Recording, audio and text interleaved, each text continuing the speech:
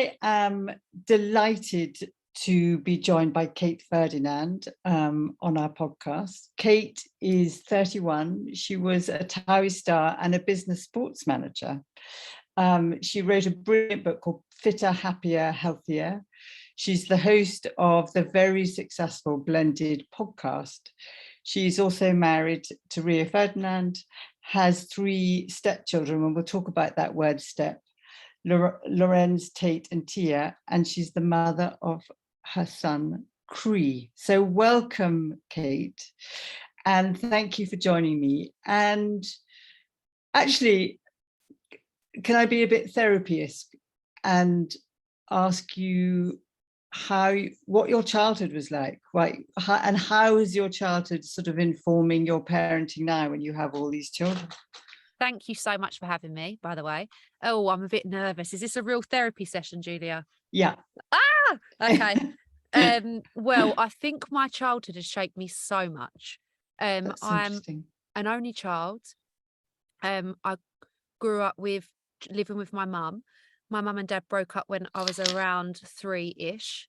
And my relationship with my dad, to be honest with you, it's a real big blur.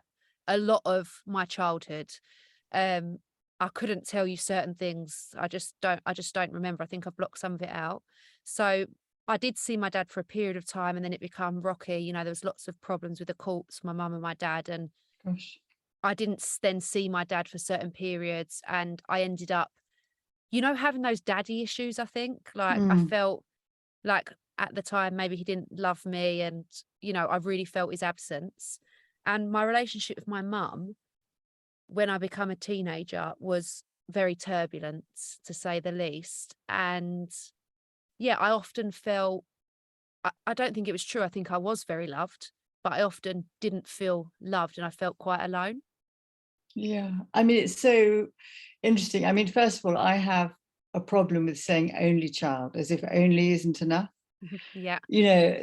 Just being one child.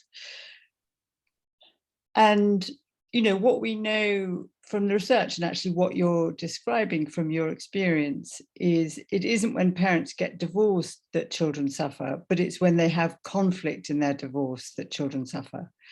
And that when they don't find a way of sharing the parenting, coming to terms with the separation, but also communicating so that their daughter, feels loved and secure and connected. And it sounds like your father kind of disappearing and your mum and dad being in litigation, you kind of felt like you kind of got lost in the battle in some way. Yeah, and I think I went a bit off. Well, I know I went a bit off the rails, and I was a bit of like a crazy teenager, probably doing all the things you would hate your kids to do. I just think What did you do, Kate? Tell me. When I used to run away from home. Oh, God, wow. I'd run away from home. I'd stay out all night. I'd do all-nighters. I don't know, you name it, Julia. And I mean, my kids hear this, I'm going to be fuming because they absolutely can't be doing that. I was going to say, did Lorenz is a teenager, so are Yeah. they doing the things that you did? Absolutely not. And we do talk about this sometimes at home, and they say, Kate, you had crazy childhood. But I think it is very different. They're surrounded by it, even though they've lost their mum, and that's a huge loss for them. They're surrounded by a lot of love, and they feel loved and they feel supported. And I think, although I did have love around me, I just felt very alone. I don't know what I was searching for, but I think maybe I was just trying to get away from it all. I mean, I think if you felt alone, you probably didn't feel loved. And so you were distracting yourself from the pain of that, I would guess. And it feels like from, when you and I have talked before and here, that with Rio and joining his family, you have found a way of belonging and being loved in a way that you never have before. 100%. I feel like I always kind of longed for that family setup, and I've got it.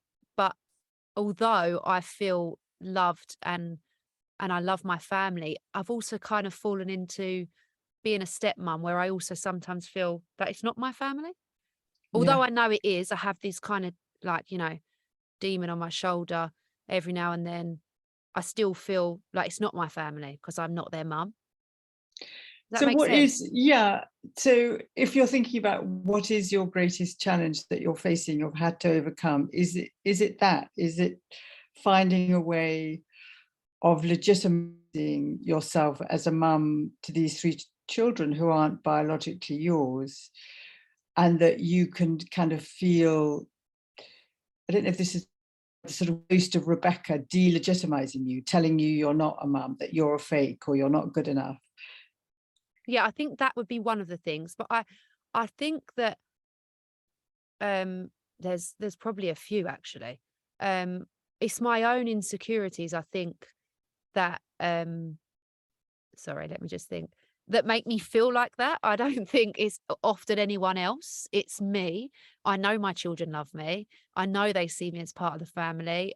We are family, but just every now and then, certain times, certain events make me feel a certain way. And obviously they were formed as a family before I arrived. So with the addition of Cree, my biological son now, I do feel a bit more secure because we all started the journey of Cree together, if that makes sense. Whereas they had their own journey before me, and often at times I kind of feel a little bit left out. I mean, I try and know as much as possible, but I do. But I also think another struggle would be just learning to carry on. And I think as a child I was quite misunderstood. Obviously, I did go off the rails and I was a bit crazy, and I often felt misunderstood even up until being on Towie, and I was on a reality show, and it only shows a certain side of me. I was going through a breakup and I always felt very misunderstood. So maybe just learning to love and accept myself for who I am and not for what other people think of me or their judgments. I mean, that shows real kind of insight, doesn't it? Because what I've understood is that your early experience of feeling kind of alone and left out does get played out even in this family where you're not alone, where you feel very loved. It pushes those old buttons, what we in the therapy world call the ghost from the nursery. And obviously, the opposite of being alone is being known. And one of the definitions of being loved is being known as you are. So going on Towie, which is reality show is the reverse of what it is, right? It's like a complete unreality show.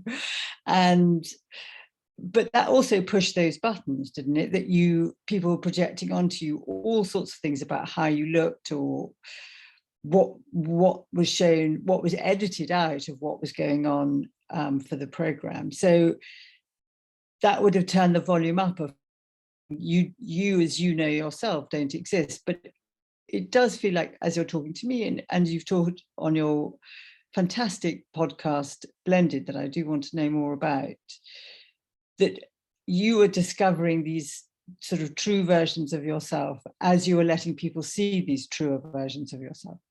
Yeah, because I feel like I've always had to I'm fighting against this force of like what people think I am versus what I really am. And it gets to the point where you have to just give up because it doesn't really matter what they think. But saying that, I also feel better about that, I think, because of Blended. Before, I'm on social media and I don't think it's always a true reflection of who I am.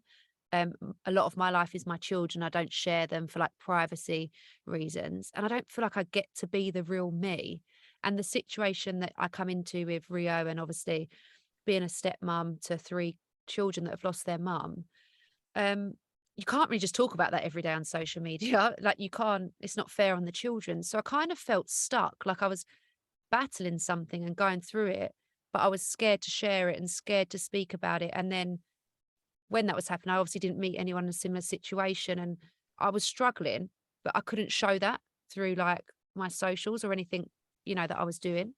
So creating Blended, I think has made me feel much more relaxed. Like I'm getting to be me and I'm talking and meeting people that, yeah, and having real conversations. It's incredibly powerful, isn't it? Like what I'm hoping to do with this podcast is that, social media is an incredible force for good in lots of ways, where, we can tell the world about all sorts of subjects that we wouldn't connect to unless it was for social media. But this idea of authenticity, that how you feel and see yourself on the inside is how you show on the outside, is virtually impossible in social media because it is kind of curated. So there's a whole kind of bit of you that gets missed out. But also in that being missed out from people connecting to you, you sort of feel lost and very alone again. So it sounds like through the podcast, you are recognizing the feelings that you have. And it's like with grief, that they're legitimate feelings and that what you're feeling is normal, although you feel like you're going mad. Yeah, and I think social media, it's great for so many things, but it's a hard place sometimes. And for me, I felt like I'd upload a photo of what I'm wearing. I don't even really care what I'm wearing, but I feel like I can't really be me on it. So then I'm playing into my own feelings of, oh, well, I'm not being myself. It's not, I don't know. And it becomes this vicious kind of cycle. So blended kind of sets me free from that a little bit. So what do you think, given the experience that you've had with Rio and the children and having your own child, what do you think it was about that experience that was particularly challenging for you? Where do I start, Julia? Start um, with the biggest, the thing that comes to mind first. oh God. No, I'm saying it sounds terrible. There's so many amazing parts. Like, let's start with amazing because that makes me feel Okay. better. Yeah. Um, the children really did teach me Lorenz, Tate, and Tia, my stepchildren, a completely different love because I've never experienced loving a child before, and they just taught me love and being together and having that family time. Because I haven't got siblings, and my family was a rocky road at certain times. That was like amazing. Like, I was so grateful for that, and so I feel so lucky to have that. Um, but there was hard times. I mean, if I just start from the beginning, just the simple thing like coming into a home that wasn't yours and that another woman had lived in and her belongings were still there, and having to try and do what's best for the children because that's the priority, but just manage your own feelings. And it's coming into another space. Like my home, I had a small flat. It was all homey and it was just exactly how I liked it, and I kind of felt safe there. It was like my safe place. To then being in this big house, which is amazing, but not really feeling safe anywhere in the house because I haven't got my little zone. Does that make sense? Yeah, or somehow it felt like you were an intruder on Yeah. Rebecca's house, and Rebecca had died, but somehow she hadn't died. She was still very, very present. And the tension between allowing them to continue their relationship with their mum, although she's died, which is one of the complexities people don't understand about grief, is that it's not about forgetting someone and moving on. It's about connecting and remembering them, but also finding a place for yourself so that you can allow both them to love Rebecca and to allow and grow a relationship with you. But also there's this tussle, isn't there? Because I imagine part of the children, and maybe they felt this and maybe they didn't, I don't know, that they would somehow feel like they were being unfaithful to their mum if they loved you. I mean, I find that a lot with clients when a parent has died and I'm working with the family where there's a new step parent. Often they kind of say, I want dad to be happy, but I hate that her clothes are in mum's cupboard and, she's standing in mum's kitchen and mum should be there. Yeah, 100%. I think coming in, I was really conscious of that. Like, first of all, where is my place? I'm not their mum. Their mum is here. And I always really want to keep that relationship going and them to know they can speak about their mum. That is really important for both Rio and I. But what am I doing and who am I? And So how where do can I, I make space to have my space yeah. alongside Rebecca? How do I accommodate that? Yeah, and was really, really difficult at the beginning. I didn't really know my place. The children did feel guilty, and yeah, it was hard. I mean, it was new for all of us. But it's weird now because I feel in such a good place. Don't get me wrong, there's hard days, but I feel in such a good place. I know my role now. I know my role, and we're all comfortable with our family setup. And it's weird because I feel like I have my own kind of relationship with Rebecca. Like, That's so and interesting. With this yeah, woman you've never met. yeah, it's very, very bizarre. Like, if I say it out loud, it is quite strange, or maybe explain it to someone that isn't in this kind of setup. I mean, I love her children. Well, I see them as my children, but she's their mum. I feel like they're both our children. Yes. And with she's started their journey with them, and I feel like I'm finishing it with them, for her. So, I mean, it's like a kind of before I maybe when I first met them, I felt maybe a bit threatened. I was compared quite a lot, and I don't like the comparison because I feel like we're two separate people and we could both be great on our own, singly. Um, Comparison in all areas is direct route to misery, isn't it? yeah, Other people comparing you, you comparing yourself, comparing on social media, and certainly in the intimacy of family relationships, comparing each other is it's destructive. yeah, it's the route to unhappiness, I would say. And there was a lot of that at the beginning. I was compared in all aspects. Whereas now, even if I am compared, I feel stronger in myself. And I know that I'm doing what's right for the kids. And I think of, if I was to leave this earth now, would I want someone to come? Would I be happy looking down if someone was like me, doing their best and loving my children? I would. And I feel like comfort from that. Yeah, completely. And I'm working with someone now whose partner is dying, and one of the conversations they've been having is, if you have another partner, and what would you would in this case it's a dad, would he write a letter to a future partner? And it feels like you kind of feel that you and Rebecca are writing each other letters in a way. Yes. Oh my God. It's exactly that. It is strange, but yeah, I feel like she's a part of our family. We're all one in a weird sense. And so before, it must have been like you felt she was saying, like, get out of my kitchen, and now she's saying, thank you for feeding my children, like, Yeah, yeah. I mean, I or don't know if it something. was yeah, I don't know if it was necessarily her before that was saying get out of my kitchen. I think it was just the pressure of the family accepting me, and also the public, like all the articles, comparisons on like websites. And also I was a young girl from a reality show. It wasn't exactly the it didn't look great, but it was, it always was great. And Ria and I knew that, and we knew we could make it work. But I think it took a while for people to see that. Yeah. And you to trust yourself, and the sort of loyalty binds of sort of being pulled and pushed. It sounds like when you allowed yourself, each one of you, to really feel the love that you have for each other, you could see that we can have multiple loves all at the same time. They could love their mum, miss their mum, think and talk about their mum, and love you, have fun with you, hate you, be cross with you because you forgot their gym kit. And that you can, that there's enough, there isn't a single Kate, there's enough love for everybody. And then that is what enables the family to kind of function within the distress and the loss of Rebecca. Yeah, like I always think people think, well, they can't love two of you, but we can love more than one child. We can love so many people. So of course children can.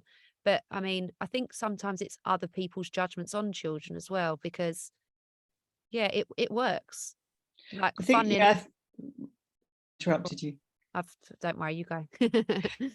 We're very simplistic, aren't we? And we put people in boxes like Rio can love Rebecca and you. You can have loved people before Rio, and one doesn't knock the other out. Yeah, 100%.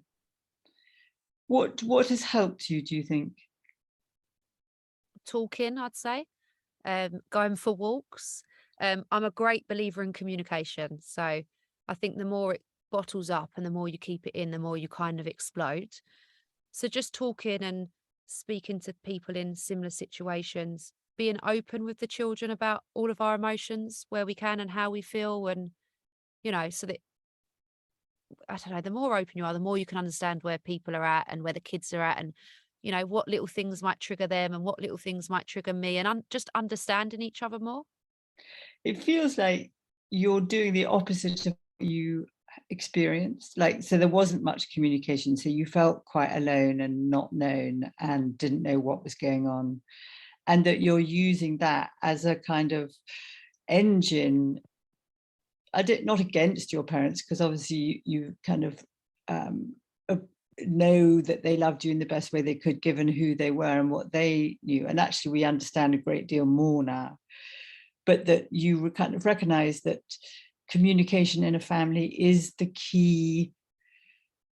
I don't know if the tool is the right word. It is the key that allows the family to weather the bad weather and also come together, and that you can have open, honest conversations, which mean very difficult sometimes conversations, and and you can have this idea of rupture and repair that, like, perfect families, and I know you've talked about wanting to be perfect before, don't exist, but that you can have a family where you can have a big fight, but as long as you can repair after the fight, and that you can allow the fight, you can allow the difference of opinion, you can allow the angry emotions, that those families feel safe and loved and can trust.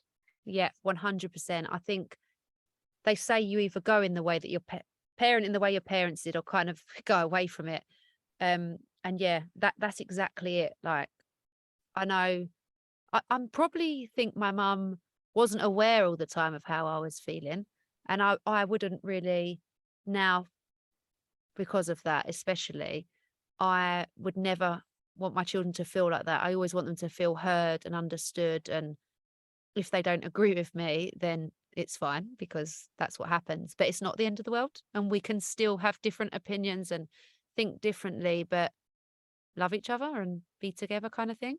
And Yeah. also, I think you're going to have differences of opinions and conflicts and all through life.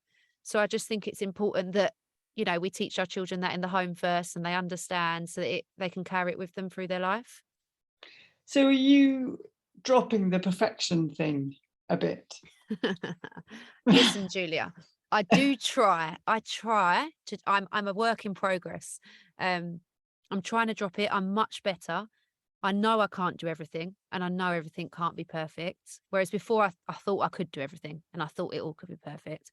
So I'm feeling and doing much better, but I still think I've got a little way to go, because, yeah, I think, but that's all down to maybe it not being perfect when I was a kid, and trying to, like, also the children have lost their mum, and I know that I can never take that away and bring her back, but just trying to make everything that they've got now the best it possibly could be. But also that leaves me open to then uh not being able to do it, and then feeling like I've let myself down. I mean, like, it makes sense what perfection, doesn't it? That if you've suffered and you've had no control, it forms a belief system, like, I'm gonna make it right, I'm gonna have control this time, I'm gonna fix this, because we're sort of human beings. I think we have an instinct to want to kind of fix what went wrong. But also that sets up quite a kind of negative cycle, because then you set yourself a task that isn't achievable, and then you kind of have that awful shitty committee of, like, maybe you want to do this perfect roast chicken and you burnt it. and and then it's like, oh my god, I'm a useless cook, rather than, like, I burnt the chicken. You don't make it specific. And the idea, the sort of Donald Winnicott, the great psychologist of the 50s, is that being a good enough mum, like, being good enough is really a lot. Yeah, I'm working on that. Like, how you just explained the chicken is literally how I think. If I burn the chicken, which happens sometimes, I think, oh my God, I'm useless. Oh, why? Like, I just go into self-destruct rather than thinking that it's just a burnt chicken. So, but now do you have the awareness that you go into self-destruct and then you can pull yourself back from self-destruct?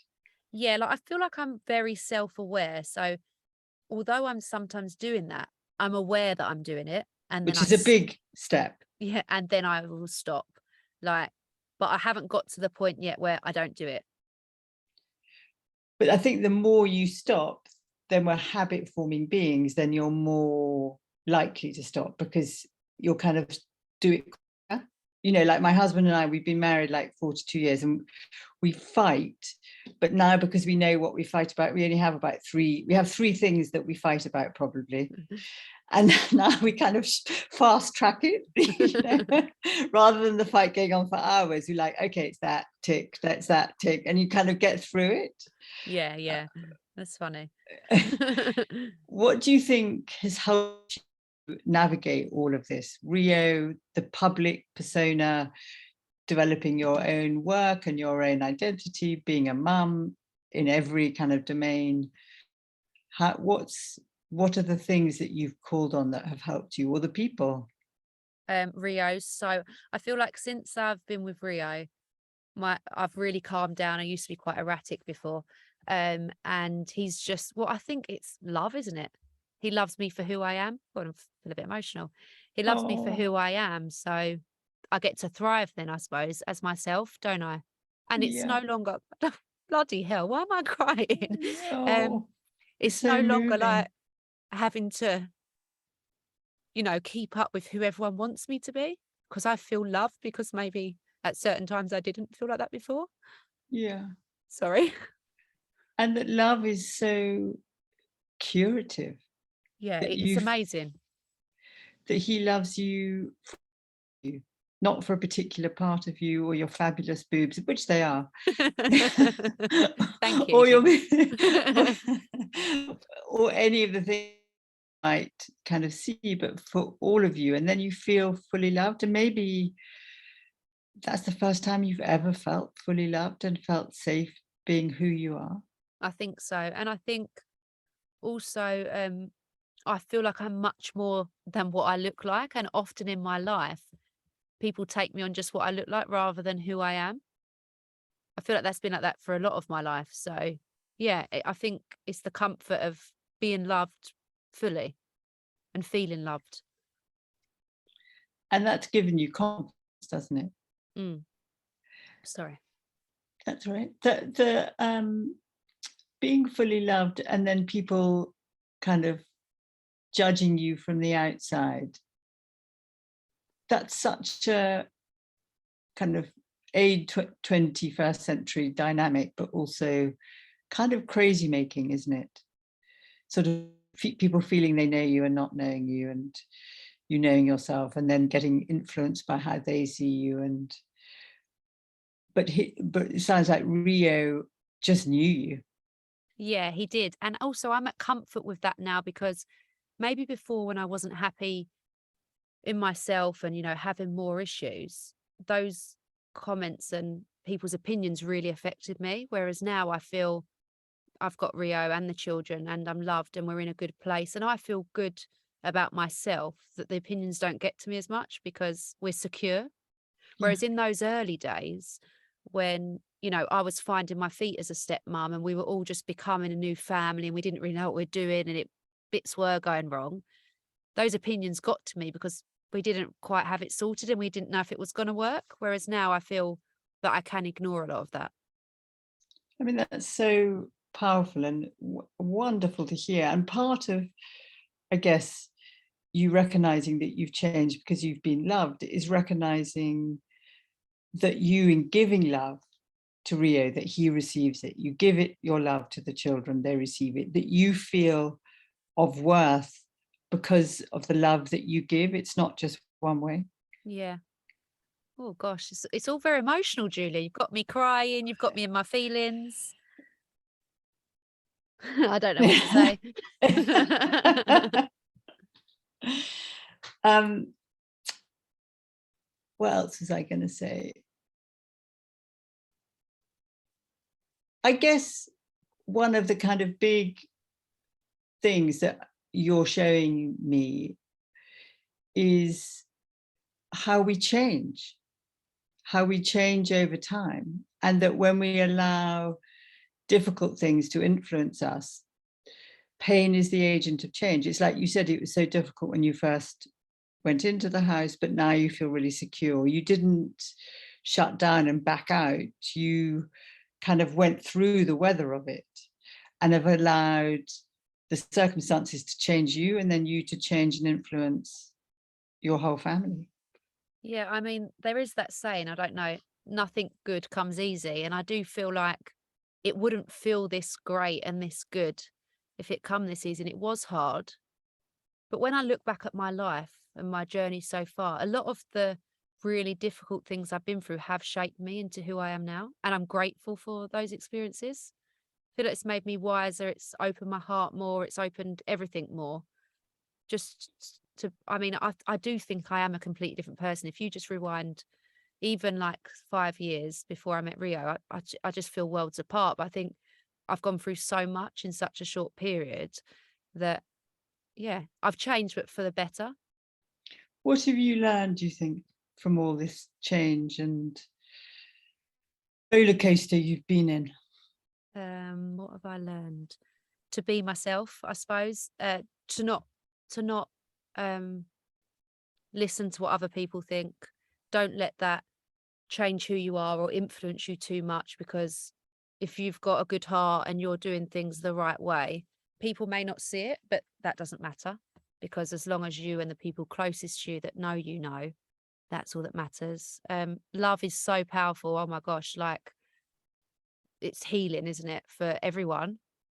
And just, I suppose, I just, I don't know. I look at me before and I think, I suppose I feel like I know myself more now as well. I feel like Yeah, I've been on an internal journey.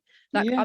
I'm not at the end of the road. I'm still a work in progress, but just, yeah, it's kind of just, it's been a real big journey. And that you have been transformed by daring to love. It's a risky business, and letting yourself be loved. And that from it, you've learnt who you are. In a way, it sounds like you didn't fully know who you are, and you kind of do now. So, in knowing who you are, you're much more robust, you're much kind of sturdier. You can't be blown by other people's comments so much, or you're less frightened. You look much less anxious than the last time I saw you. Oh yeah. I mean, don't get me wrong, I am anxious sometimes. And like that's not fully gone because I've always been quite anxious. But I feel like I've kind of, I think, got a bit more of the tools to know what to do when I'm feeling like that, rather than just letting the storm just like blow me over kind of thing. Like I've learned more about what I need and myself. What do you do? I mean, that is the key, isn't it? It's not that we're not going to have these feelings. We can't, I always think with therapy, you can't go back and fix the wounds that happened to you or how they play out in you, but the therapy gives the awareness of how you can support yourself that it's happened to you. So what do you use if you have a bout of anxiousness? What do you do? I mean, I don't do anything spectacular. I just maybe, you'll know this, Jude, I'm very bad at texting back on my phone. I just leave my phone. My phone makes me Good. anxious. I feel like I was speaking about this earlier, but people message you instantly and they expect an instant response. And the more that stacks up, that makes me anxious. So I leave my phone. I take some time out. I think I quite enjoy having a long shower. I know that's weird, but just That's being great. there and having a shower, and walking for me is like major. I love getting fresh air, walking, and just being with nothing else going on kind of thing.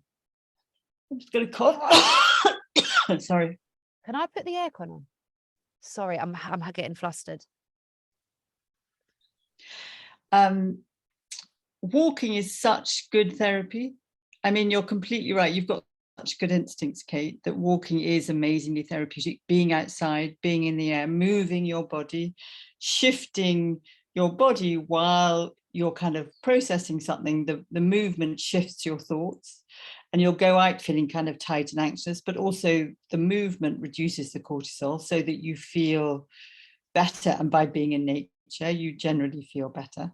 It's funny because I've always loved walking, and we have some, I spoke to you about this, some of the deepest chats with the kids when we're walking, but I never really put the two and two together until I spoke to you and you said, yeah, that's when it happens. And even now, with the kids, if they've got something to say, it always seems to come out on a walk because I feel you're just relaxed. And you're not eyeballing each other, and you can have silence. Lawrence could not speak at all on one family walk and speak a lot another time. So there's no pressure. So people feel able to kind of really open up. And Yeah. being outside frees you, doesn't it? Mm. I don't know if, I mean, we can cut this, do you want to talk about your miscarriage, or is that too raw? I'm happy to if you want to. When is it going out? When's this going out? About the end of October. Yeah, this is fine. We can talk about it. I feel all right. I've got to be honest, Julia. Good. So I wondered, Kate, if I know that you've had a miscarriage, and often miscarriages are very hidden and unvoiced, but 1 in 4 pregnancies ends in miscarriage. So I wondered if you could speak about your experience of it, because all of us experience it very differently. Yeah. I mean, well, sorry. Where do you start with this?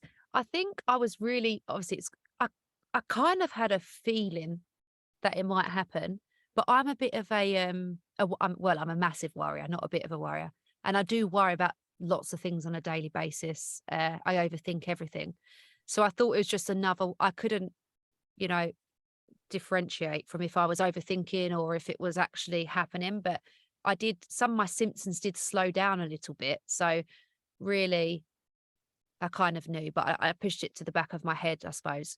Um, and I think that no one really talks about it. And until you've been through it, you can't really understand it. I suppose that's like most things in life. But for me, I mean, it shocked me a lot. And I did go into myself and, I was struggling with communicating with anyone, and wasn't really prepared for the emotions. I actually thought when I was in that, I'll be all right. That I could deal with that. If that happens, I could deal with it. Like, I just brushed it off. I don't know. And then when you're in it, the hormones, and I just hadn't thought about what actually happens when you have a miscarriage. Like, even just with your body, not let alone the emotions, that you've got a baby inside you and that baby somehow needs to come out of Come you. out. I Yeah. hadn't even taken that into consideration. It's And brutalizing that you give birth. yeah, and then having to um just deal with the emotional turmoil, and you've still got the pregnancy hormones in you, and even just the adjustment to your body. Like, your body was growing to grow a baby, and now all of a sudden there's no baby there, and you're left with this body that isn't quite how it was. And just for me, it was also the constant reminder, like, my body was changing, and if you go to the toilet you're bleeding. It's a constant reminder constantly that this has happened. And for a couple of weeks, um I've really, really struggled. I mean, I think I had found out on the Friday, and I had to wait over the weekend for the surgery. So Gosh, that weekend it was awful. but it was Lorenz's birthday that weekend as well. So it's kind of pretending that nothing, the kids knew, but kind of being normal, like having to, because obviously I want him to have an amazing birthday. It was his 16th, Wow. but kind of just all over the place. And I actually went to the hospital on my own. I said, I'm just going to go on my own. Ria can meet me there. But it was the same hospital where I had Cree. It Oh was the my same goodness. anaesthetist, have you say it, Yeah. and the same doctor, Obstetrician. Yeah. obstetrician. And Whoa. as I That's was, yeah, as I was actually going down to have it, you're laying on the bed, I held my emotions together the whole time I was in there. I don't know how. And as I looked, I just felt like I was having my C-section again. I just broke down in tears, and then the next thing I knew, I was awake. But it's just a whirlwind of emotions. And I feel like I just really wanted to speak about it because I was struggling. I wanted to share it because I also find sometimes there's an expectation of me to, like, be present and social media and be here. And I didn't want that. And that took a bit of stress away from me by sharing it. yeah. Yeah. And also I wanted to be able to speak about it later down the line to hopefully help others. I've found that, like, especially with my podcast, speaking always helps me and it Yeah. helps others. So it's kind of like a win-win. But yeah, Yeah. it's a crazy time. Um, I think when you're in those moments when things like this happen, you often think you're never gonna feel okay again, and you're never gonna, you know, be okay. But I am, and I feel quite good at the moment. Obviously, the thought of, I don't know if we're gonna have another baby. I don't know. I'm not sure, to be honest with you. But the thought of that terrifies me, to Mm. be honest with you, going Yeah. through that. But I feel good. I just think it's important to, like, talk about these things and get it out. Yeah. I mean, you are amazingly honest and have such courage in being so honest. And it sounds horrendous and also kind of surreal and crazy making. And at moments you couldn't quite believe what was happening and you felt numb. And at other times it was like too much. And of course, it influences your confidence in having another baby, because before you were kind of innocent, oh, you get pregnant and you have a baby. And now you can't not know that you can get pregnant and have a miscarriage. And, the minute you saw that pregnancy test for this baby, you imagined yourself as a family with another baby. So you're grieving the future you had every right to expect, as well as this particular baby. And so it's a lot to get your head around. Yeah, I think like it was early. Well, they call it early miscarriage. It was 12 weeks. But you still, like you say, for the whole 12 weeks are thinking about, right, where what The are we gonna do with car, the yeah, bed. the Yeah, bedroom. Oh God, we've got bloody hell, we're gonna have like 5 kids. What car are we gonna drive? We've all, it is early, but you're excited because it's yeah. the thought of a new life and you start thinking about things. You start even like planning your holidays around when can we book our holiday because when's the baby gonna be here? And without realizing, most days you're kind of thinking about it constantly. You Yeah. don't always speak out loud about it, but you are. So then It all of a sudden, influences every decision. every decision, like literally everything, even what you're eating, what you're drinking, what you're doing, taking your tablets every day. So then I think people always sometimes say, oh, it's early. But, you know, for a woman, especially who's been feeling that and feeling the physical changes, the sickness, and the hormonal changes, it doesn't feel like that. But I don't No. think I'd ever really took that fully into consideration. I'm going to be honest. I hadn't really realized the extent of how it makes you feel, and I do know quite a few people that have been through it, but maybe I hadn't. I don't think I'd been there for them, but I hadn't really fully understood what they were going through. The level of loss. And I think often, as you say, people think it's the number of weeks, which is the emotional loss. So if it's only 12 weeks, then you haven't lost much. But actually, it's the emotional investment and the hope and the dream and the expectation that you grieve for. It's not the number of weeks.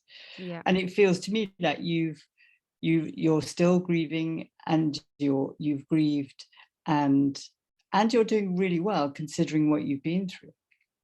Yeah, thanks. I'm feeling quite good about the whole thing. Like, I feel a bit more like me, Good. You, Got you lose, yourself back. yeah, you lose yourself a bit, but I'm talking again. Like, the more I talk, the more you can process it all. So, yeah, I'm grateful that I feel how I feel now because I didn't think I would. I even like, I've got the podcast, and I dreaded. I thought, oh God, I can't do the podcast because I'm there trying to get everyone to open up, but yet I'm trying to hide but yeah, I've overcome all those small little feelings as well, or big things actually. So you're doing the series 2 of the podcast of Blended, and it feels like it's both important professionally, but also psychologically, that you grow and learn with Blended, and that it's been a really important part of your process. Yeah, it's such a passion project for me.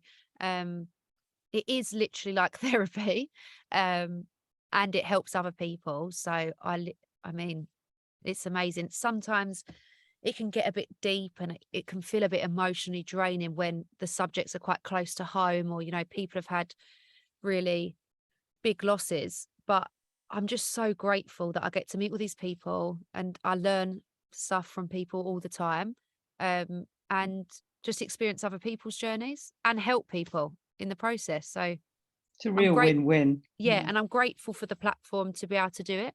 And without reality TV or anything like that, I wouldn't be here. Yeah. It's like that reality TV, which is probably kind of one of the worst things in your life, has actually meant you've had so many good things in your life. And who knows, that we have to say yes to things, don't we? And then what happens, we kind of can choose and go with. Yeah, Um, 100%. so what do you have a question for me?